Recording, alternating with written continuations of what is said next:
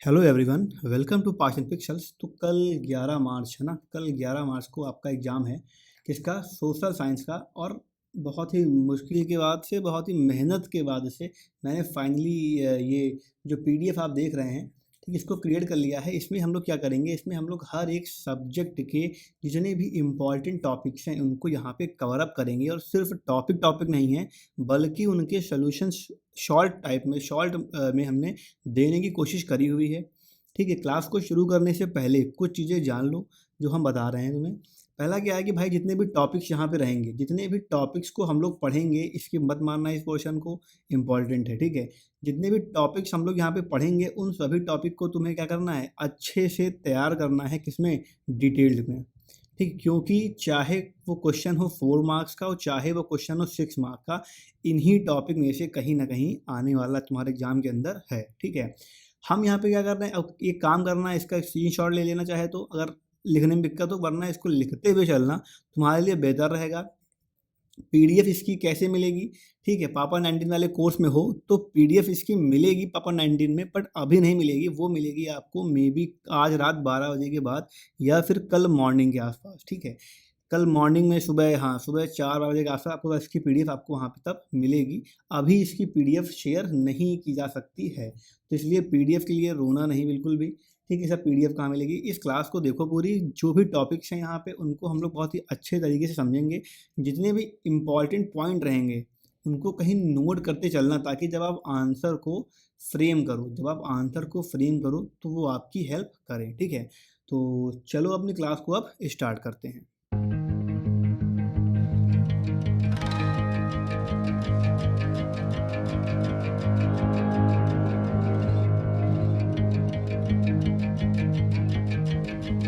तो देखो, हिस्ट्री के अंदर हमने क्या किया है कि हमने हिस्ट्री के अंदर 4 कैटेगरीज के अंदर जितने भी क्वेश्चंस हैं उनको हमने डिवाइड कर दिया है। तो वो जो पहली कैटेगरी है आपकी, वो है Indian freedom struggle and movements की। इंडियन फ्रीडम स्ट्रगल और मूवमेंट से कौन कौन से क्वेश्चंस हैं जो आपके एग्जाम के अंदर बन सकते हैं। देखो, पहला क्वेश्चन क्या लिखा है कि freedom struggle of Gandhi ji, कि महात्मा गांधी जी का फ्रीडम स्ट्रगल क्या था। इंपॉर्टेंट क्वेश्चन है ये। ठीक है, क्या था, कब होता है स्टार्ट, हिस्ट्री में हर चीज़ बिगेन क्यों हुई, कब हुई और उसका इम्पैक्ट क्या रहा, इन्हीं से शुरू होती है और इन्हीं पे खत्म हो जाती है। ठीक है, देखो कह रहा है भाई गांधी जी का क्या स्ट्रगल रहा। तो पहले बात होती है स्टार्टिंग कब से, तो 1915 से बात होती है, when the Mahatma Gandhi return from the south Africa. जब महात्मा गांधी कहाँ से लौट के आते हैं, वो लौट के आते हैं कहाँ से, साउथ अफ्रीका से। फिर कह रहा है भाई रीजन, क्या रीजन रहा, to fight against the British colonial rule. क्यों आते हैं भाई वो, क्योंकि उनको लड़ना था किससे, ब्रिटिश कॉलोनियल रूल से, इंजस्टिस से और सोशल डिस्क्रिमिनेशन से उनको फाइट करनी थी। क्या इंपैक्ट रहता है इस फ्रीडम स्ट्रगल का, लिखा led to the mass participation in movements like non cooperation, civil disobedience and quit India. इन सब के लिए, इन सबको हम लोग कह लें, ये जो क्या लिखा लेट द, इससे क्या हुआ कि जब इनकी फ्रीडम स्ट्रगल थी किसकी, महात्मा गांधी की, तो उसका परिणाम क्या निकलता है कि भाई इंडिया के अंदर नॉन कॉपरेशन मूवमेंट की स्टार्ट होती है, इंडिया के अंदर सिविल डिसोबीडियंस मूवमेंट की स्टार्टिंग होती है और इंडिया में फाइनली क्विट इंडिया मूवमेंट को चलाया जाता है महात्मा गांधी के द्वारा, जिससे फाइनली हमारा देश आज़ाद हो जाता है। ठीक है, अब आ जाओ टॉपिक नंबर 2। क्वेश्चन नंबर 2 क्या रहा है भाई, इंपॉर्टेंट मूवमेंट्स कौन कौन से रहे महात्मा गांधी के। देखो, पहला आपका आएगा सत्याग्रह मूवमेंट। ठीक है, कॉन्सेप्ट क्या था इसका, non violent residence, sorry, non violent resistance against the operation. ठीक है, कि भाई हमें कैसा करना है, हमें एक अहिंसा वाला एक मूवमेंट को हमें चलाना है। इम्पैक्ट क्या पड़ता है इसका, United Indians and prove the power of truth and non violence. लोगों को क्या किया इसने, इंडियंस को इसने यूनाइट कर दिया और ये प्रूफ किया कि भाई जो पावर ऑफ ट्रुथ, जो सत्य की पावर है और जो अहिंसा की ताकत है वो क्या होती है ना। फिर आपका देखो, जिसमें इंपॉर्टेंट अगला मूवमेंट है वो है आपका नॉन कॉपरेशन मूवमेंट। 1920 लेके 22 तक, 1920 में इसको लॉन्च किया गया after the Jallianwala Bagh massacre. Jallianwala Bagh जो हत्याकांड हुआ था उसके बाद इसको लॉन्च किया जाता है। क्यों लॉन्च किया गया, to boycott the British good, ताकि जो ब्रिटिश गुड्स है उसको बॉयकॉट किया जा सके, स्कूल्स को, कोर्ट्स को और सर्विसेज को बॉयकॉट किया जा सके। क्या इसका इम्पैक्ट रहता है, इम्पैक्ट रहता है मास पार्टिसिपेशन, जिसमें बहुत बड़ी संख्या में इंडियंस जो होते हैं वो शामिल होते हैं। But ended after the Chauri Chaura incident 1922। लेकिन जो चौरी चौरा घटना हुई आपकी कब, 1922 में, इससे दुखी हुई क्या किया, इससे दुखी होकर महात्मा गांधी जी ने इस पूरे मूवमेंट को शट डाउन कर दिया। फिर देखो आपका आता है सिविल डिसोबीडियंस मूवमेंट। देखो ये क्या रहा आपका सिविल डिसोबीडियंस मूवमेंट, कब होता है लॉन्च, देखो ये लॉन्च होता है 1930 के अंदर विद द डांडी मार्च। डांडी मार्च की स्टार्टिंग से, इसकी शुरुआत के साथ, ठीक है, इसको उन्होंने शॉर्ट मार्च का भी नाम दिया। क्यों इसको किया गया? सविनय अवज्ञा मतलब सिविल डिसोबीडियंस, हमें डिसोबीडियंस करना है, हर नियम को हमें तोड़ना है। क्यों? To break against the unjust British law, जितने भी ब्रिटिश के लॉ हैं जो कि अनजस्ट हैं, जो कि अनएथिकल हैं, उनको हमें क्या करना है? उनको हमें तोड़ना है। जैसे कि आपको कौन सा हो गया? Salt law. क्या इसका देखो इम्पैक्ट पड़ता है? इम्पैक्ट पड़ता है कि British started the negotiation, Britishers ने क्या किया? अब पहली बार ब्रिटिशर्स ने नेगोशिएशन करना स्टार्ट किया, leading the Gandhi Irwin pact, और फाइनली क्या होता है? गांधी इरविन समझौता यहाँ पे किया जाता है। कब? 1931 के अंदर, ठीक है। ये जो टॉपिक पढ़ रहे हो इनको एक बार डीप में भी जाके पढ़ लेना, अभी पढ़ लेना, चाहे तो तुम समझ ही रहे हो चीज़ों को, कल मॉर्निंग में भी एक बार इनको डीप में सारे टॉपिक्स को पढ़ लेना, या फिर इस क्लास को दोबारा देख लेना, ठीक है, तब ताकि आपने जो अपना जो आंसर है आप वो आप बना बना के लिख सको। फिर देखो जो अगला आता है हमारा, वो आता है क्विट इंडिया मूवमेंट। भाई ये क्या था? 1942 में लॉन्च किया गया, 8 अगस्त 1942 को इसको लॉन्च किया गया। क्यों लॉन्च किया गया? To demand the complete independence, ताकि जो कंप्लीट इंडिपेंडेंस है, पूर्ण स्वराज की मांग है, वो यहाँ पे फुलफिल की जा सके। इम्पैक्ट क्या रहा था? Britishers realise that they could not rule India for the long, Britishers को रियलाइज हो गया कि भैया अब वो इंडिया के ऊपर बहुत लंबा, बहुत दिन तक रूल नहीं कर सकते हैं, paving the way for the independence, और उनको अब आज़ाद देश को करना पड़ेगा, ठीक है। देखो अगला टॉपिक क्या कह रहा है? कह रहा है भाई साइमन कमीशन 1900 में आता है ये साइमन कमीशन की रिपोर्ट। क्या है? Formed 1927 by the British government. ये क्या हुआ कि ब्रिटिश गवर्नमेंट द्वारा साइमन कमीशन को 1927 में बनाया गया। क्यों अपोज कर रहा है? इसका हो रहा था यहाँ पे क्योंकि नो इंडियन मेंबर्स, इस पूरे मैटर में, इस पूरे कमीशन में कोई भी इंडियन मेंबर नहीं था। सोचो कि भाई इंडिया के लिए बनना है, इंडिया के लिए बनाया जा रहा है, पर कोई भी इंडियन नहीं है, कोई भी इंडियन इसमें नहीं है। बड़ी गलत बात है ये तो। Main to decide India future without Indians, कि भाई इंडिया के फ्यूचर बिना इंडिया के कैसे हो सकता है ना। इम्पैक्ट क्या देखो रहता है इसका? सेवन कमीशन का इम्पैक्ट क्या रहता है? Strength the demand for the independence, जो इंडिपेंडेंस की डिमांड थी उसको बढ़ावा मिला इससे। Lala Lajpat Rai was injured in a protest, और क्या हुआ? लाला लाजपत राय को जो थी इनको इंजरी हो जाती है इन्हीं प्रोटेस्ट के दौरान, और फिर एट एंड में इनकी डेथ भी इसी के कारण हो जाती है। फिर देखो आता है आपका रोजेट एक्ट। कब आता है? देखो ये 1919 के अंदर लॉन्च किया जाता है, ठीक है। क्यों? Allowing the arrest without trial, कि भाई बिना अरेस्ट किए किसी को भी, विदाउट ट्रायल, बिना ट्रायल के किसी को भी जेल के अंदर डाल दो। यही क्या था आपका? यही था आपका रोलेट एक्ट ऑफ 1919, कि भैया किसी को ट्रायल नहीं करना है, कि बताना नहीं कि तुमने क्या गुनाह किया है, सीधे उसको उठाना है और जेल के अंदर डाल देना है, ठीक है। फिर कह रहा है देखो इम्पैक्ट क्या रहा है इसका? Let the nation wide protest, बहुत पूरे देश के अंदर इसके खिलाफ में विद्रोह होने, दंगे होना स्टार्ट होते हैं। And later the Jallianwala Bagh massacre of 1919, at the end क्या होता है? जलियांवाला बाग जो नरसंहार था वो 1929 में किया जाता है, ठीक है। फिर जो कह रहा है क्वेश्चन अगला, पूना पैक्ट क्या था? किसके बीच में साइन होता है? 1932 में ये आया था। साइन किसके बीच में होता है? Between the Gandhi ji and doctor B R Ambedkar के बीच में ये साइन हुआ। क्यों साइन हुआ? To give the Dalit reserve seat in legislature, ताकि जब देश हमारा आज़ाद हो जाए तो जो आपका लेजिस्लेचर काउंसिल है, असेंबली, यहाँ पे जो दलित हैं, ठीक है, उनको कुछ सीटें रिजर्व दी जा सकें, वाइल मेंटेनिंग यूनाइटेड इलेक्ट्रेट, है ना। फिर क्या है? देखो इम्पैक्ट क्या रहा है इसका? ईस्टर्न दलित राइट, इससे जो दलित के राइट्स थे उनको बढ़ावा मिला, but kept them with in Hindu community, लेकिन उनको हिंदू कम्युनिटी के अंदर रखा गया। फिर कह रहा है देखो इंडियन नेशनल कांग्रेस, अगला टॉपिक आपका जो है वो क्या है? वो आप है आपका इंडियन नेशनल कांग्रेस। कब होती है इसका स्टैब्लिशमेंट? इसका स्टैब्लिशमेंट होता है 1885 को, ए ओ ह्यूम के द्वारा इसको स्टैब्लिश किया गया। क्यों किया गया इसको स्टैब्लिश भाई? To give the Indians political voice, ताकि जो इंडियंस हैं उनको एक राजनीतिक वॉइस मिले, पॉलिटिकल वॉइस मिले, कहाँ, किसके खिलाफ में? Against the British rule, British rule के खिलाफ में। इम्पैक्ट क्या पड़ता है इसका? Played a key role in a freedom struggle, इसने क्या किया? एक इंपॉर्टेंट रोल को प्ले किया इंडिया की फ्रीडम स्ट्रगल ने, और फाइनली क्या हुआ? जिससे के कारण हमारे देश को आज़ादी मिलती है। कब? 1947 के अंदर, ठीक है। फिर देखो कैटेगरी नंबर 2 आती है यहाँ पे, वर्ल्ड हिस्ट्री के बारे में बात करेंगे, और जो रेवोल्यूशंस हुई है ना, इसके बारे में लोग बात करेंगे। तो ओवरऑल आप कह सकते हो कि भैया जो ये फर्स्ट चैप्टर था, ठीक है, उसके राउंड ऑफ ये पूरे सारे क्वेश्चन इंपॉर्टेंट घूमेंगे। पहला कह रहा भाई फर्स्ट वर्ल्ड वॉर क्या थी, कब हुई, हैपन 1914 से लेकर 18 तक चलती है ये। क्या क्या कॉजेज थे इसके? कुछ मिलिट्री कॉजेज थे, अलायंस वाले कॉजेज थे, इम्पीरियलिज्म और नेशनलिज्म। ये क्या था इसका? ये था इसका मेन कॉज, राष्ट्रवाद, ठीक है। फिर कह रहा है इम्पैक्ट क्या पड़ता है इसका? देखो led to the League of Nation, League of Nation की फॉर्मेशन हुई, ट्रीटी ऑफ वर्सलीज को साइन किया गया, और इकोनॉमिक डिप्रेशन ऑफ 1929 भी देखने को इसके कारण मिलता है। फिर आता है फ्रेंच रेवोल्यूशन। कब होती है ये? 1789 में ये फ्रेंच रेवोल्यूशन होती है, ठीक है। क्यों होती है? क्योंकि ये था सोशल इनइक्वालिटी, फ्रांस के अंदर बहुत ज़्यादा सोशल इनइक्वालिटी थी, हाई टैक्सेस थे, और क्या था? वीक मोनार्की, जो राजा था बहुत कमज़ोर था। इस कारण क्या होता है कि 1789 1799 में फ्रेंच रेवोल्यूशन ऑकर होती है। क्या देखो इसके इम्पैक्ट रहते हैं, एंड ऑफ मोनार्की, मोनार्की का एंड हो जाता है, राइज ऑफ डेमोक्रेसी, डेमोक्रेसी के राइज होता है, and spread of a revolutionary ideas, और जो रेवोल्यूशनरी आइडियाज थे इनका स्प्रेड होना स्टार्ट हो जाता है। ठीक है, इंपॉर्टेंट क्वेश्चन है ये भी आपके एग्जाम के लिए। फिर कह रहा है भाई rise of nationalism in Europe, राष्ट्रवाद की स्टार्टिंग कैसे होती है यूरोप के अंदर, मोस्ट इंपॉर्टेंट क्वेश्चन। ठीक है, क्या था आपका, कब हुई, 19 सेंचुरी के अंदर इसकी स्टार्टिंग होती है, क्यों होती है, due to the French revolution and Napoleonic war, French revolution के कारण होती है, और जो नेपोलियन वॉर था, जो नेपोलियन क्या कर रहा था, अपने फ्रांस को एक्सपैंड कर रहा था पूरे, कहाँ पे, पूरे यूरोप के अंदर, है ना, पूरे यूरोप के अंदर कर रहा था एक्सपैंड।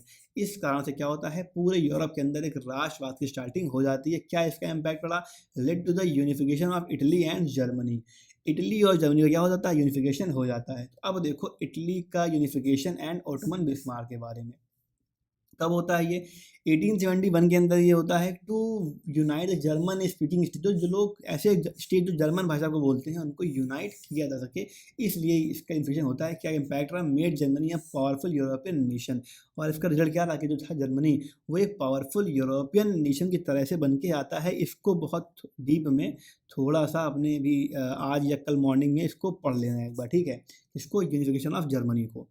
फिर कह रहा है भैया यूनिफिकेशन ऑफ इटली क्या रहा, इसमें आपके कौन आते हैं, इसमें आपके आते हैं गैसेप मैजनी।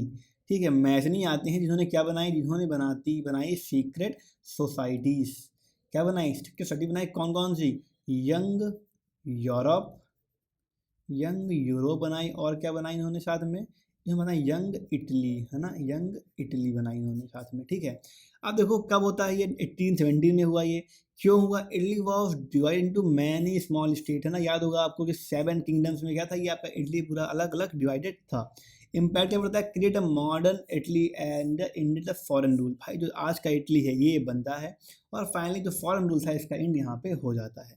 फिर कह रहा है क्वेश्चन नंबर 6, देखो इसी के अंदर कह रहा है भाई नेपोलियन बोनापार्ट के बारे में और his code, Napoleon code important है, इनका जो कोड था वो आपका काफ़ी ज़्यादा इंपॉर्टेंट रहेगा आपके एग्जाम पर्पस के लिए। क्या था देखो, नेपोलियन कोड और इंट्रोड्यूस कब होता है, 1804 के अंदर इंट्रोड्यूस किया जाता है।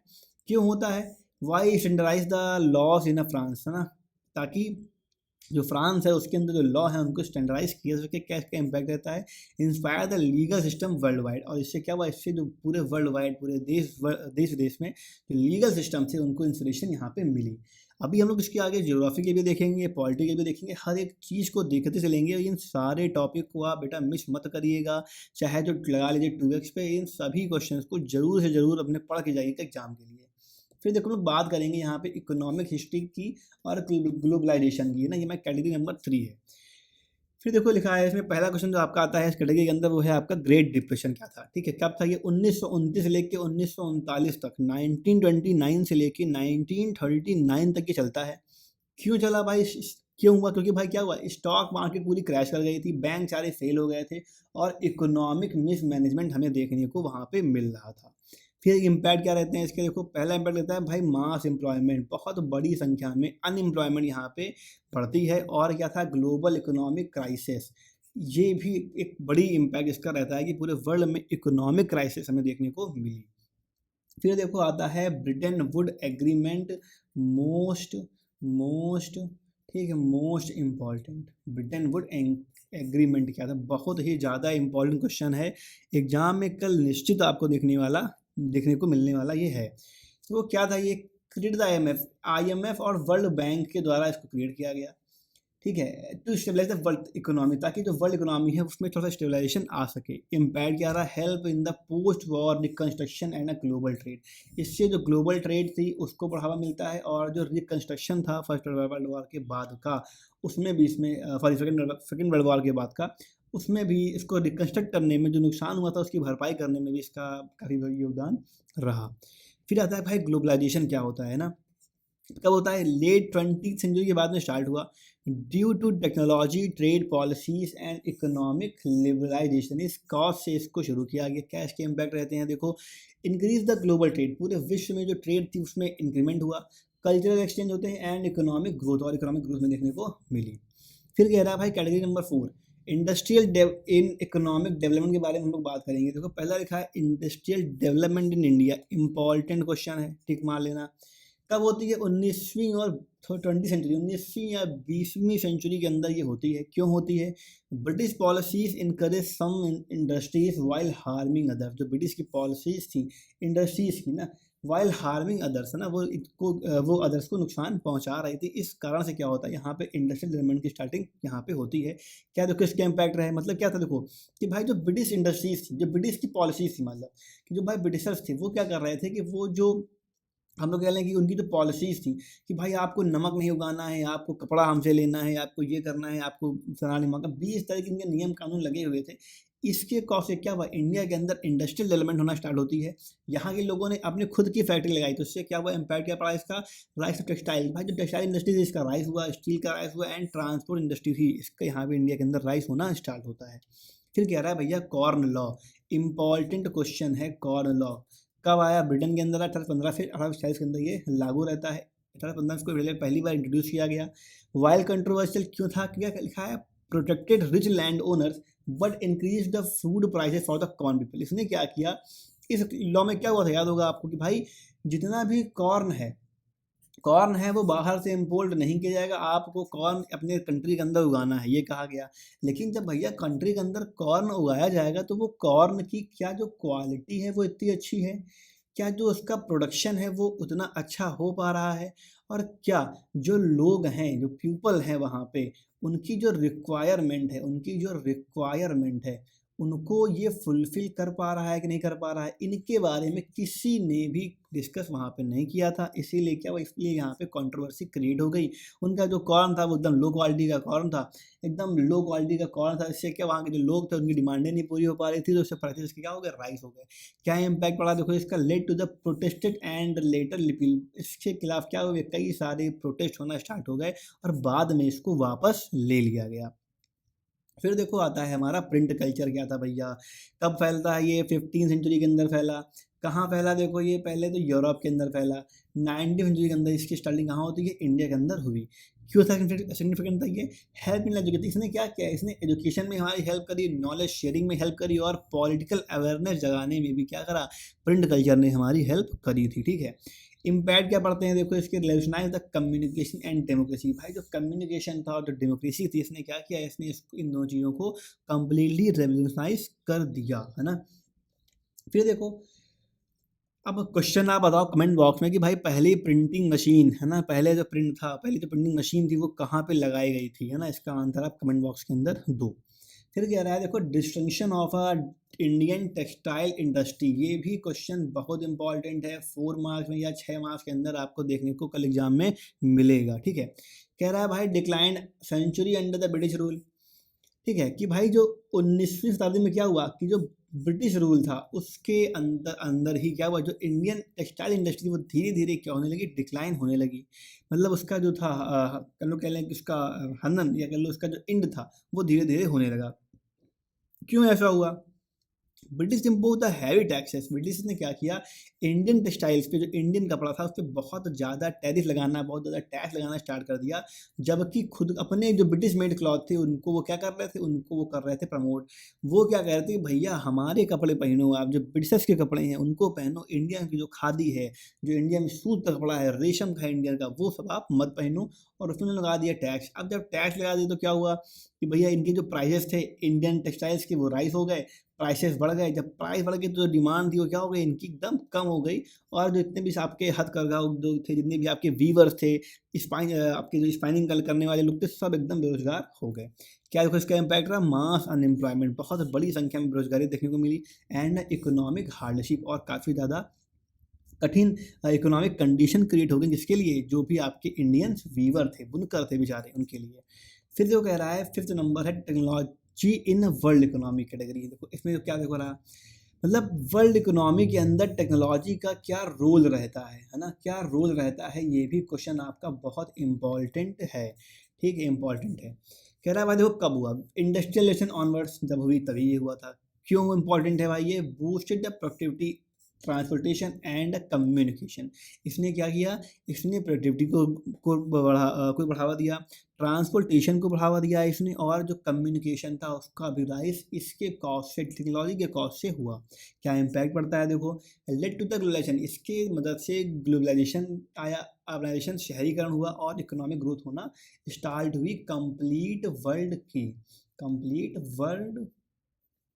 की, है ना।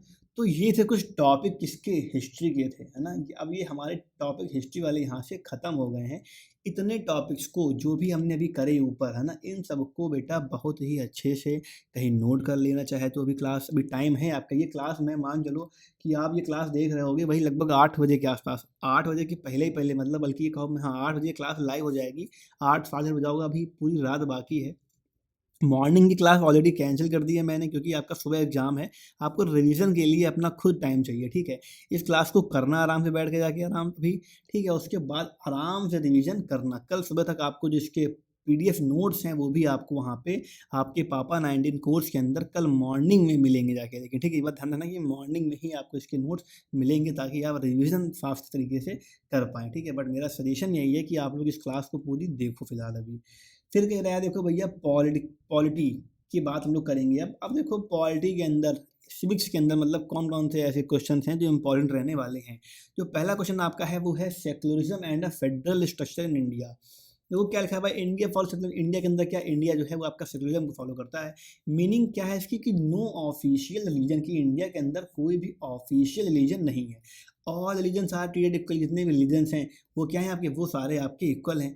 Federal state structure divides the power between central and state, कि भाई जो फेडरल स्ट्रक्चर है वो क्या करता है, वो पावर को डिवाइड करता है, मतलब सेंट्रल होगा अलग और स्टेट गवर्नमेंट होगी अलग। जैसे कि इंडिया में क्या है, सेंटर में कौन है, मोदी जी हैं, और स्टेट में कौन है अपने यूपी में है यहाँ पे योगी जी। तो यही चीज़ जो डिवाइड कर रही है दोनों चीज़ों को, इसी को हम बोलते हैं क्या, फेडरल स्ट्रक्चर। कह रहा है देखो, द कॉन्स्टिट्यूशन प्रोवाइड्स 3 लिस्ट होती हैं, यूनियन होती है, स्टेट होती है और कंकरेंट होती है।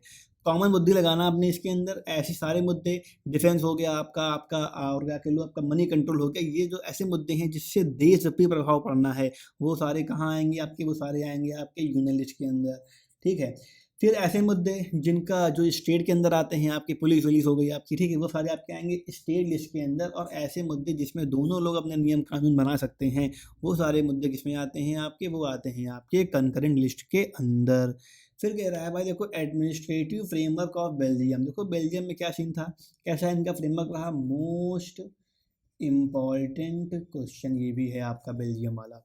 कह रहा है भैया, power sharing model to prevent the conflicts between the Dutch and the French speaking communities. भाई यहाँ पे क्या हुआ, यहाँ पे पावर शेयरिंग मॉडल को लॉन्च किया गया, किसके लिए, जो डच लोग थे और जो फ्रेंच लोग थे, जो कुछ लोग थे क्या जो डच बोल रहे थे, कुछ लोग आपके फ्रेंच बोल रहे थे, तो इनमें जो कॉन्फ्लिक्ट्स हैं उनको प्रिवेंट करने के लिए, उनको कम करने के लिए यहाँ पे पावर शेयरिंग मॉडल को लॉन्च किया गया।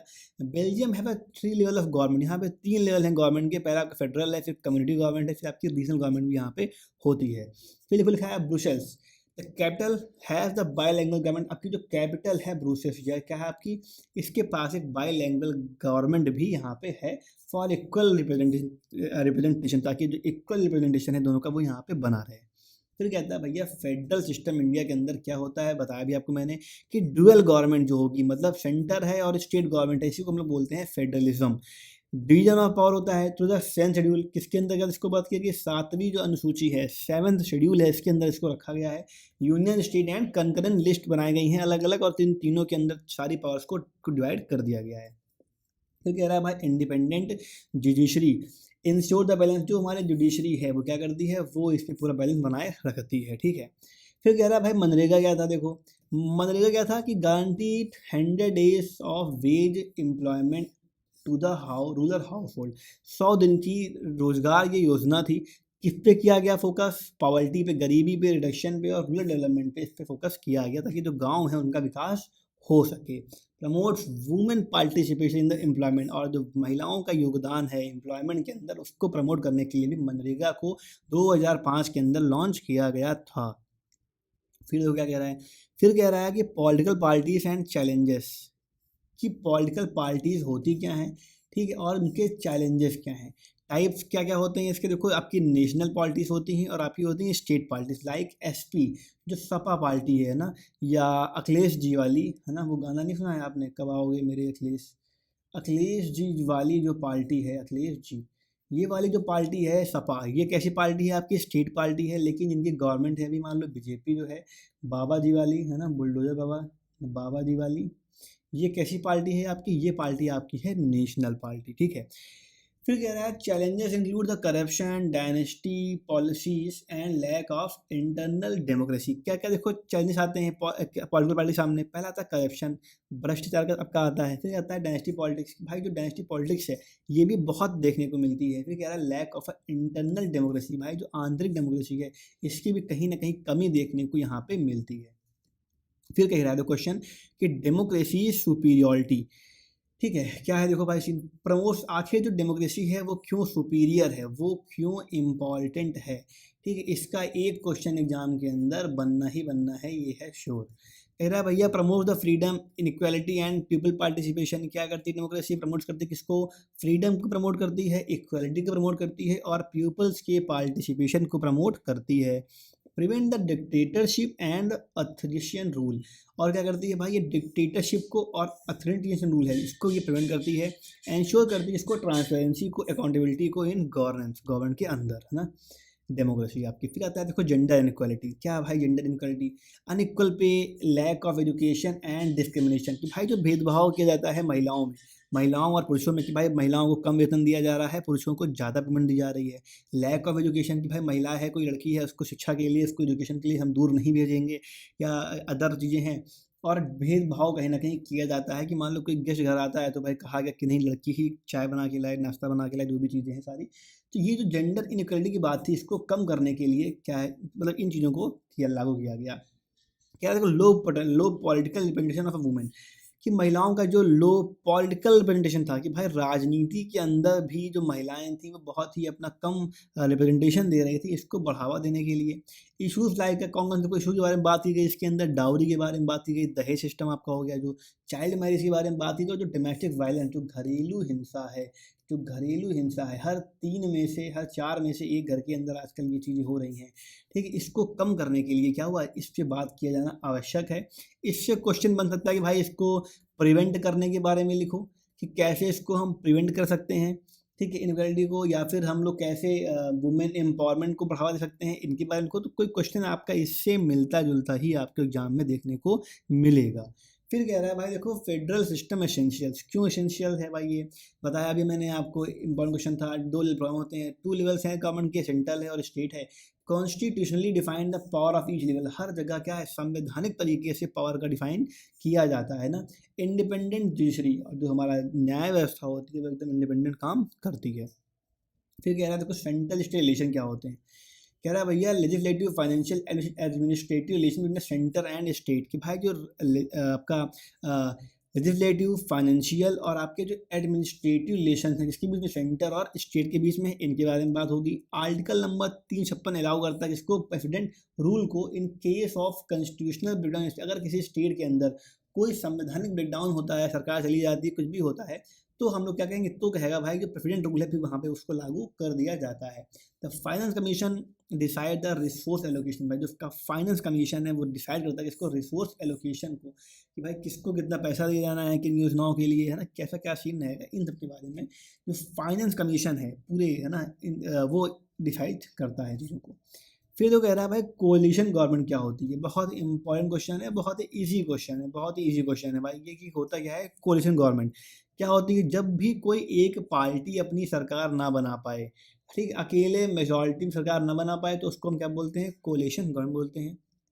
मतलब मान लो बीजेपी है तो पूरी बीजेपी भी नहीं जीती है, पूरी कांग्रेस भी नहीं जीती है, ठीक है। Leads to the compromise politics and power sharing, ठीक है, किसको करती है, बढ़ावा देती है, ये बढ़ावा देती है कंप्रोमाइज पॉलिटिक्स को बढ़ावा देती है, और जो पावर शेयरिंग है इसको बढ़ावा ये देती है। एग्जाम्पल कैसे हो गया आपके 2004 से लेकर 14 तक आपकी जो गवर्नमेंट है यूपीए की, और 1999 से 2000 तक, और आपका 2014 की अभी तक की जो एनडीए की गवर्नमेंट है, कैसी गवर्नमेंट है, ये गवर्नमेंट है आपकी कोलिशन गवर्नमेंट है। क्यों, क्योंकि एनडीए के अंदर जो बीजेपी है उस वो मेजॉरिटी सीट्स तो कवर करती है, लेकिन उसके पास अकेला इतना बहुमत नहीं है कि वो बिना किसी अलायंस के अपनी जो गवर्नमेंट है उसको बना सके। फिर कह रहा है भाई रेस्पॉन्सिबल गवर्नमेंट क्या है, देखो कह रहा है भाई executive is accountable to the legislature, अपने लेजिस्लेचर के लिए जो अकाउंटेबल रहेगा उसको हम बोलते हैं क्या, responsible government. Minister remain in power, जो मिनिस्टर्स हैं वो पावर में रिमेन रहते हैं जब तक एज लॉन्ग दे है मेजोरिटी, जब तक उनके पास में मेजोरिटी सपोर्ट रहता है। फिर कह रहा है भाई देखो खासी फेडरल नेचर क्या है इंडिया का, जो कह रहा है भाई federal structure but a unitary in spirit, कि भाई हम यहाँ पे क्या है फेडरल तो हैं, मतलब स्टेट अलग है, स्टेट्स अलग हैं और जो सेंट्रल है वो अलग है, लेकिन यूनिटी है स्पिरिट में हम लोग, लेकिन ओवरऑल क्या है, ओवरऑल हम लोग एक हैं, वन है। Central government have a more power, जो सेंट्रल गवर्नमेंट है उसके पास ज़्यादा पावर है, जैसे कि कौन सी आपकी इमरजेंसी की वगैरह की ना। फिर कह रहा है single constitution for the entire country, और लेकिन फिर भी पूरे देश में क्या है एक सिंगल कॉन्स्टिट्यूशन, सिंगल संविधान यहाँ पे काम करता है आपका, ठीक है। फिर कह रहा है भाई देखो कास्ट डिस्क्रिमिनेशन के बारे में बात होगी यहाँ पे, जातिगत जो भेदभाव है ये क्या होता है, देखो इंपॉर्टेंट क्वेश्चन। अनटचेबिलिटी है ना, छुआछूत जो है, caste based social restriction still exist, अभी भी क्या करते हैं ये सब जो मुद्दे हैं सारे एग्जिस्ट कर रहे हैं। Reservation systems help in uplifting lower caste, है ना, जो आपका सिस्टम है कौन सा रिजर्वेशन वाला, वो हेल्प करता है किसको, अपलिफ्टिंग ऑफ लोअर कास्ट, कि जो लोअर कास्ट हैं इनकी अपलिफ्टिंग में, इनको बढ़ावा देने के लिए आपका जो आरक्षण है, जो रिजर्वेशन है, ये आपकी हेल्प करता है लोअर कास्ट की। एजुकेशन एंड अवेयरनेस, जो पढ़ाई है और जो जागरूकता है, needed to reduce the caste bias को रिड्यूस करने के लिए, जातिगत चीज़ों को कम करने के लिए किसकी ज़रूरत है हमें, किसकी नीड है, एजुकेशन की और अवेयरनेस की, जागरूकता फैलाने की ज़रूरत हमें है। फिर कह रहा है देखो question, women's right and discrimination, महिलाओं के क्या अधिकार हैं और क्या भेदभाव चल रहा है। Lower literacy rate and work force participation, ठीक है। फिर क्या है वायलेंस वुमेन, महिलाओं के साथ क्या हो रहा है, वायलेंस होता है, डाउरी है, डोमेस्टिक अब्यूज़ है। गवर्नमेंट स्कीम्स कई सारी लॉन्च कर रही है, Beti Bachao Beti Padhao, promote gender equality, ताकि जो जेंडर इक्वलिटी है ये प्रमोट की जा सके। इस टॉपिक को आप लोग डीप में पढ़ लीजिएगा इन सबको ना, ऐसा नहीं खाली यहाँ देख लो, यहाँ से देखिए आपको जो मेन पॉइंट्स हैं, आपको आंसर में क्या क्या लिखना है ये आपको यहाँ से पता चल जाएगा। लेकिन चीज़ों को और डीप में पढ़ने के लिए आपको अपनी किताब तो उठानी ही पड़ेगी एट द एंड, ठीक है, क्योंकि टाइम बहुत कम था और फिर इतने सारे क्वेश्चंस को टाइप करना था, बनाना था, तो बहुत डीप में मुझसे भी नहीं हो पाया, ठीक है। खैर फिर आते लोग अगला क्वेश्चन को, कह रहा है भाई राइट टू इन्फॉर्मेशन क्या होता है, देखो right to RTI, right to information empower the citizen to seek the government record, क्या करता है ये, सिटीजन्स को एम्पावर करता है ताकि वो क्या कर सकें, गवर्नमेंट रिकॉर्ड्स, ताकि वो गवर्नमेंट के रिकॉर्ड्स को, जो गवर्नमेंट का डेटा है उसको देख सकें, ढूंढ सकें। हेल्प इन कर्बिंग करप्शन को कम करने के लिए और ट्रांसपेरेंसी को बढ़ावा देने के लिए इस राइट को लॉन्च किया गया था। क्या होता है देखो, मेजोरिटिज्म इन श्रीलंका क्या थी भाई, देखो यहाँ पे the Sinhala community impose their rules over the Tamil, जो भाई सिंहला कम्युनिटी जैसे क्या कि इसने अपने रूल्स को पूरे तमिल्स के ऊपर थोप दिया, इम्पोज कर दिया। Led to the civil war, इससे क्या हुआ भाई, सिविल वॉर की स्टार्टिंग हुई कहाँ पे, and demand for equal rights, civil war की स्टार्टिंग हो गई और डिमांड की गई जिसकी इक्वल राइट्स की डिमांड की गई। एग्जाम्पल क्या, वो ऑफिशियल लैंग्वेज एक्ट 1956 जो आया था, उसने क्या किया, उसने सिंहला को ओनली नेशनल लैंग्वेज बना दिया था, है ना। ये आपका एग्जाम्पल, जो आपका एग्जाम्पल ये भी आपका इंपॉर्टेंट है, ठीक है। अब देखो ये हो गया आपका पॉलिटी खत्म यहाँ से, ठीक, पॉलिटी काम खत्म, पॉलिटी एंड, पॉलिटी खत्म हो गई है। आप लोग बाद में इसकी ज्योग्राफी के बारे में लोग बात यहाँ पे करेंगे। देखो कह रहा है भैया फॉरेस्ट इकोनॉमिक रोल, कि जंगल का क्या रोल है किसमें, इकोनॉमिक में क्या है भाई role, provide timber medicinal plant and livelihood to the tribal, जो भाई ट्राइबल्स लोग हैं उनको रहने का सामान, रहने की जगह, मेडिकल जो फैसिलिटीज़ हैं और जो टिम्बर लकड़ी वगैरह है वो प्रोवाइड करते हैं कौन, जंगल आपके। प्रिवेंट द सॉइल इरोजन, जो आपका सॉइल इरोजन है इसको प्रिवेंट करते हैं। एंड क्लाइमेट चेंज, और जो मौसम बदल रहा है, इस क्लाइमेट चेंज हो रहा है इसको भी ये प्रिवेंट करते हैं। Generates the revenue through the exports of a forest product, और क्या होता है इससे आपका जो रेवेन्यू है वो भी जनरेट होता है जब हम फॉरेस्ट प्रोडक्ट को एक्सपोर्ट करते हैं, बाहर कहीं सेल करते हैं। फिर देखो क्या कह रहा है, अगला क्वेश्चन कह रहा है भाई minerals oil production in India, ठीक है कि भाई कि जो इंडिया है उसमें जो मिनरल ऑयल प्रोडक्शन है वो कहाँ कहाँ होता है, कहाँ कहाँ इसका यूज़ किया जाता है, तो कहाँ कहाँ होता है आपका असम के अंदर, ठीक है। पहला आपका कौन सा, डिगबोई है ना, डिगबोई आपका पहला प्लेस था जहाँ पे ऑयल को खोजा गया। गुजरात हो गया आपका, मुंबई है, ठीक है। ये आपके सारे रीजन्स हो गए। कहाँ हो रहा है, फ्यूल जो आपका है, यूज फॉर फ्यूल बनाने के लिए, इंडस्ट्रीज़ में, पावर जनरेशन के लिए इसका यूज़ किया जाता है मिनरल ऑयल का। फिर कह रहा था क्वेश्चन कह रहा है कि भाई बायोडाइवर्सिटी एंड ह्यूमन लाइफ, क्या है देखो, provide the food medicine and oxygen, provide करता है किसको, फूड्स को, मेडिसिन को और ऑक्सीजन को प्रोवाइड करती है। मेंटेन द इकोलॉजिकल बैलेंस, और इकोलॉजिकल बैलेंस को ये बनाए रखती है कौन, biodiversity and human life. Important question है, पढ़ लेना। क्या था, वीट कल्टीवेशन देखो, requires a cool climate and well drained soil. किसको होती है रिक्वायरमेंट भाई, कूल क्लाइमेट के, ठंडे मौसम की नीड होती है इसको, एंड वेल ड्रेन्ड सॉइल, एक ड्रेन्ड सॉइल की रिक्वायरमेंट होती है किसके लिए, वीट के लिए। कहाँ कहाँ होता है वीट, पंजाब में, हरियाणा में, यूपी में और मध्य प्रदेश के अंदर वीट हमारा होता है। कह रहा है आयरन और प्रोडक्शन क्या है, देखो सीन, इससे भी क्वेश्चन बनते हैं आपके। कहाँ कहाँ होता है, देखो उड़ीसा में, झारखंड में, कर्नाटक में मेनली होता है। कहाँ यूज होता है, स्टील प्रोडक्शन के अंदर इसका यूज मेनली किया जाता है। फिर आपका आ गया सॉइल कंजर्वेशन क्या है, देखो भाई, एफॉरेस्टेशन, काउंटर फार्मिंग और टेरिस प्रिवेंट द इरोजन। भाई जब हम लोग एफॉरेस्टेशन करें मतलब पेड़ पौधे लगाएं, फार्मिंग को जो है उसको सही तरीके से करें, और टेरिस फार्मिंग का यूज़ हम लोग को बढ़ावा दें, इससे क्या होगा, आपको जो सॉइल इरोजन है इसको प्रिवेंट कर सकते हैं। फिर क्या है, देखो रेलवे नेटवर्क डेवलपमेंट, ये भी इंपॉर्टेंट क्वेश्चन है आपको, जो रेलवे नेटवर्क है इंडिया में कैसे डेवलप हुआ, तो कब होता है, पहली रेलवे कब चलाई गई, 1853 चलाई गई, कब, मुंबई से थाने के बीच में चलाई गई पहली रेलवे आपकी। वो स्टेट, इससे क्या हुआ, ट्रेड में, टूरिज्म में और एम्प्लॉयमेंट को बढ़ावा मिला, है ना। फिर कह रहा है, देखो अगला जो क्वेश्चन कह रहा है 24 नंबर, कह रहा है रिसोर्स क्लासिफिकेशन क्या होते हैं। देखो रिन्यूएबल और रिसाइकलेबल, मतलब सनलाइट, विंड, वाटर, ये सारे क्या हैं आपके, रिन्यूएबल रिसोर्सेज हैं। फिर आपके होते हैं रिसाइकलेबल, मतलब मेटल है, ग्लास है, पेपर है, ये सारे कैसे आपके हैं रिसोर्सेज, ये आपके सारे हैं रिसाइकलेबल रिसोर्सेज, मतलब इनको रिसाइकिल किया जा सकता है। Type of forest, tropical forest होते हैं, tropical rain forest, deciduous forest और आपके मैनग्रूव फॉरेस्ट, है ना। ये भी आपके क्वेश्चन इंपॉर्टेंट है, टाइप ऑफ फॉरेस्ट, पढ़ लेना इसको भी। कह रहा है भाई water scarcity in India due to over of pollution फैल रहा है ना, ओवर यूज़ हो रहा है पानी का, और क्लाइमेट चेंज हो रहा है, इसके कारण क्या है, पानी की कमी इंडिया के अंदर धीरे धीरे बढ़ती चली जा रही है। Effect the agriculture and drinking water, इससे क्या हो रहा है कि जो एग्रीकल्चर है और जो ड्रिंकिंग वाटर सप्लाई है इसमें इफेक्ट पड़ रहा है। फिर क्वेश्चन कह रहा है, देखो सॉइल टाइप इन इंडिया, आखिर कौन कौन से सॉइल के टाइप्स हैं इंडिया के अंदर होते हैं। आपकी एलुवियल सॉइल है, black soil, red soil, laterite, desert और माउंटेन सॉइल यहाँ पे इंडिया में पाई जाती है। कह रहा है देखो अगला question, wildlife conservation measure क्या है भाई, देखो नेशनल पार्क्स आपके हैं, वाइल्ड लाइफ सेंचुरीज को बनाया गया है, और आपका एफॉरेस्टेशन को यहाँ पे बढ़ावा दिया गया है, किसके लिए, वाइल्ड लाइफ कंजर्वेशन के लिए, इसको बढ़ाने के लिए ना।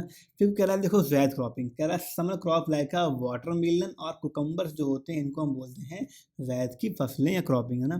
फेरस और नॉन फेरस मेटल क्या होते हैं, जैसे कि आपका हो गया देखो आयरन और मैग्नीज, कैसे मेटल हैं आपके, ये हैं आपके फेरस, और कॉपर और बॉक्साइड कैसे हैं आपके, ये हैं आपके नॉन फेरस। फिर कह रहा है देखो अगला क्वेश्चन कह रहा है कि सोलर एनर्जी इन इंडिया, इसका क्या स्कोप है, क्या फ्यूचर है इसका। जो एबंडेंट मिलेंगे राजस्थान और गुजरात के अंदर इसका बहुत ज़्यादा पोटेंशियल है, ठीक है, और इसका फ्यूचर क्या है, इसके एडवांटेजेस डिसएडवांटेज क्या है, इनको पढ़ लेना, इंपॉर्टेंट क्वेश्चन ये होने वाला है। 30 नंबर 2 क्वेश्चन कह रहा है कोल एज एनर्जी सोर्सेस, कोल का यूज़ कैसे करते हैं एनर्जी सोर्स के तौर पे, हम लोग पावर प्लांट में यूज़ करते हैं इसका, और इंडस्ट्रीज के अंदर कोल का यूज़ किया जाता है, ठीक है। एक बार कमेंट करके सब लोग बता देना ये चीज़ें कि जो ये टॉपिक आप लोग अभी देख रहे हो, तो क्या ये टॉपिक आपको प्रिपेयर हैं, क्या आप इन टॉपिक को लिखने के लिए आप रेडी हो, क्या आपको ये कम्प्लीटली प्रिपेयर टॉपिक हैं या नहीं है। अगर नहीं हैं तो इनको और अच्छे से जाके अभी प्रिपेयर आज ही कर लेना रात भर। मेरी मानो तो अभी फ़िलहाल रात भर जगो, ठीक है, थोड़ा देर तक सुबह उठना 5 बजे, आराम से, कल कोई क्लास नहीं होनी है मॉर्निंग में, ठीक है। सुबह उठना 5 बजे, और 5 बजे उठने के बाद एक बार जल्दी से 1 घंटे के अंदर पूरे मटेरियल को रिवाइज़ कर लेना, ठीक है। फिर कह रहा है देखो भाई इकोनॉमी, देखो क्या होती है भाई इकोनॉमी, लोन्स एंड डेवलपमेंट। पहला टॉपिक क्या, पहला जो क्वेश्चन आपका है वो आता है लोन क्या होते हैं और इसका यूज़ कैसे होता है डेवलपमेंट के अंदर। Help small businesses and farmers to grow, भाई जो लोन है वो क्या करता है, वो हेल्प करता है किसकी, छोटे छोटे बिजनेसेस की और फार्मर्स की ग्रो करने के लिए, वो द इंडस्ट्रियल डेवलपमेंट, और इससे जो इंडस्ट्रियल डेवलपमेंट है इसको बढ़ावा भी मिलता है। फिर कह रहा है कंज्यूमर मूवमेंट इन इंडिया, फिर क्या होता है जो कंज्यूमर मूवमेंट है उसको बढ़ावा मिलता है। Started in 1960 to prevent the consumer from the exploitation, कब होती है इसकी स्टार्टिंग होती है, इसकी स्टार्टिंग होती है 1960 में, इसकी स्टार्टिंग हुई। कंज्यूमर्स की जो राइट्स हैं उनको प्रिवेंट करने के लिए इसको बनाया गया था। कंज्यूमर प्रोटेक्शन एक्ट 1986 में लॉन्च किया जाता है ताकि कंज्यूमर के राइट्स हैं वो सारे प्रोटेक्ट रहें। कह रहा भैया इकोनॉमिक सेक्टर कौन कौन से होते हैं, देखो 3 होते हैं, प्राइमरी, सेकेंडरी और टर्टियरी। प्राइमरी होता है एग्रीकल्चर मान लो, सेकेंडरी में आपका आएगा मैन्युफैक्चरिंग, और टर्टियरी में आपका आएगा सर्विसेज जो होती हैं, ठीक है। ये फिर कह रहा है भाई देखो डेवलपमेंट इंडिकेटर्स कौन कौन से होते हैं आपके, देखो कौन कौन है, आपका एसडीआई हो गया, human development index, literacy rate आपका, और आपका लाइफ एक्सपेक्टेंसी। इन्हीं 3 चीज़ों की मदद से कौन सा कंट्री कितना डेवलप्ड है ना। ध्यान देना, क्वेश्चन को बहुत इंपॉर्टेंट क्वेश्चन है। कौन सा कंट्री कितना डेवलप्ड है, ये इन्हीं 3 पॉइंट्स के थ्रू बताया जाता है। फिर कह रहा है देखो national income average per capita income क्या होता है। देखो नेशनल इनकम क्या होती है कि भाई कंट्री के अंदर कितना प्रोडक्शन हुआ है, वो होती है आपकी नेशनल इनकम। और पर कैपिटा इनकम क्या होती है कि जो एवरेज इनकम है पर्सन की, वो होती है क्या, पर कैपिटा इनकम की। भाई मान लो अगर कंट्री है 100 रुपये कंट्री कमा रहा है और कंट्री में कितने लोग हैं, 10 लोग हैं, 10 लोग हैं और 100 रुपये कमा रहा है कंट्री टोटल, तो पर कैपिटा इनकम क्या होगी, 100/10 है ना। कितनी हो गई, 10। तो मतलब 10 रुपये, या मान लो हाँ 10 रुपये क्या होगी आपकी पर कैपिटा इनकम हो जाएगी। और लोग मान लो 500 रुपये कमा रहा है कंट्री और 25 लोग हैं तो पर कैपिटा इनकम कितनी हुई, 500/25, दूना 50, 20 रुपीज़ क्या है, हर एक आदमी की इनकम है। कह रहा है भैया G77 नेशन क्या होते हैं, क्या थे ये G77 नेशंस क्या हैं, ये डेवलपिंग कंट्रीज हैं सारे, जो क्या कर रहे हैं, working for a fair trade policies के लिए काम करते हैं। फॉरेन ट्रेड इंडिया के अंदर कैसे होती है भाई, एक्सपोर्ट क्या किया जाता है, देखो एक्सपोर्ट होता है यहाँ पे इंडिया के अंदर स्पाइसेस, मसाले, आईटी सर्विस और टेक्सटाइल का एक्सपोर्ट किया जाता है। इम्पोर्ट क्या करते हैं, क्या मंगाते हैं, ऑयल मंगाते हैं, मशीनरी मंगाते हैं, और जो इलेक्ट्रॉनिक्स है इसको हम लोग मंगाते हैं बाहर से। कह रहा है भैया पब्लिक सेक्टर इंपॉर्टेंस क्या है इसकी, जो पब्लिक सेक्टर है उसकी क्या इंपॉर्टेंस है, provide the employment and infrastructure है ना। एम्प्लॉयमेंट और इंफ्रास्ट्रक्चर को प्रोवाइड करने में इसकी इंपॉर्टेंस होती है। इंपॉर्टेंट क्वेश्चन है, पढ़ लेना।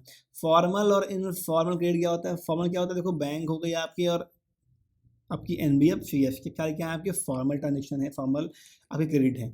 इनफॉर्मल क्या होते हैं भाई, मनी लेंडर से उधार ले लिया या फिर किसी रिलेटिव से उधार ले लिया है ना, ये क्या सारे, ये आपके सारे हैं इनफॉर्मल। ऑर्गेनाइज सेक्टर और अनऑर्गेनाइज सेक्टर क्या होते हैं, देखो ऑर्गेनाइज क्या है भाई, कोई एक रेगुलर जॉब है, फिक्स सैलरी है, सारे क्या आपके ऑर्गेनाइज है। अनऑर्गेनाइज होते हैं भाई, कोई जॉब सिक्योरिटी नहीं है और लो वेजेस हैं, कम पैसा मिलता है, ठीक है। WTO क्या करता है भाई, देखो इंटरनेशनल, ये आपका जो इंटरनेशनल ट्रेड है इसको रेगुलेट करने के काम में आता है कौन, WTO, मतलब वर्ल्ड ट्रेड ऑर्गेनाइजेशन है ना। राइटिंग मत जाना, सब बढ़िया है। कह रहा है भाई जॉब क्रिएशन, देखो स्किल डेवलपमेंट, एंटरप्रेन्योरशिप और सपोर्ट है ना, मतलब स्किल को जब बढ़ावा दिया जाएगा और एंटरप्रेन्योरशिप जो है जब उसको बढ़ावा दिया जाएगा तो क्या होगा, तो उससे अपने आप जॉब क्रिएट होंगी। एग्जाम क्वेश्चन कैसे जाएगा भाई कि how can we create more jobs in India, ऐसे करके कोई क्वेश्चन बन के आएगा, ठीक है। फिर तो कह रहा है भाई ग्लोबलाइजेशन का इम्पैक्ट क्या पड़ा, ग्लोबलाइजेशन का इम्पैक्ट क्या पड़ा इंडिया पे या फिर वर्ल्ड पे, तो क्या होगा, इनकी ट्रेड बढ़ जाती है इससे, और जो फॉरेन इन्वेस्टमेंट है वो भी यहाँ पे बढ़ जाता है, ठीक है। ऑर्गेनाइज वर्कर इशूज़ क्या है इनके सामने, भाई कोई फिक्स वेज नहीं मिलता है उनको, कोई फिक्स सैलरी नहीं मिल रही है और सोशल सिक्योरिटी उनको भी प्रोवाइड नहीं होती है ना। फिर कह रहा है भाई गुड मार्केट फीचर्स क्या होते हैं, अच्छी मार्केट क्या क्या फीचर होते हैं। पहला देखो लिखा है आपका ट्रांसपेरेंसी की, भाई अच्छी मार्केट में ट्रांसपेरेंसी होती है, फेयर प्राइसिंग होता है, कंज्यूमर प्रोटेक्शन के बारे में यहाँ पे बात की जाती है। फिर जो अगला लास्ट क्वेश्चन है आपका, वो है आपका ग्रोथ ऑफ ट्रेडरी सेक्टर। ग्रोथ कैसे होगी, रेफ ऑफ IT सेक्टर का ग्रोथ हुआ, बैंकिंग सेक्टर, आपका जो एजुकेशन सेक्टर, इनमें जब ग्रोथ होगी तो क्या होगा, तो आपका जो ट्रेडरी सेक्टर है वो भी आपका अपने आप ग्रोथ होगा, ठीक है।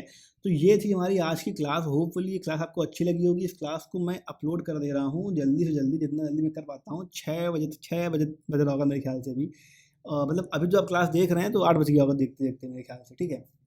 अभी आपकी एक मैप की क्लास आनी है, जियोग्राफी की क्लास आपकी आनी है, तो उस क्लास को ज़रूर ले लीजिएगा, ठीक है। कल के लिए आप सभी बच्चों को बेस्ट ऑफ लक, ठीक है। बढ़िया से कल करके आना पेपर। सभी बच्चे जो अपना पेपर है वो अपना पेपर मुझे व्हाट्सएप पे भेज देना, ठीक है। एक बार क्लियर हो गया आपको, तो होपफुली आपको ये क्लास अच्छी लगी होगी और मैं ये आशा करता हूँ कि आप सभी बच्चे इन सारे टॉपिक्स को पढ़ के एग्ज़ाम देने जाएंगे और बहुत ही अच्छे से अपना एग्ज़ाम कल करके आएंगे, ठीक है। तो तब तक के लिए बाय बाय, गुड नाइट और जय हिंद।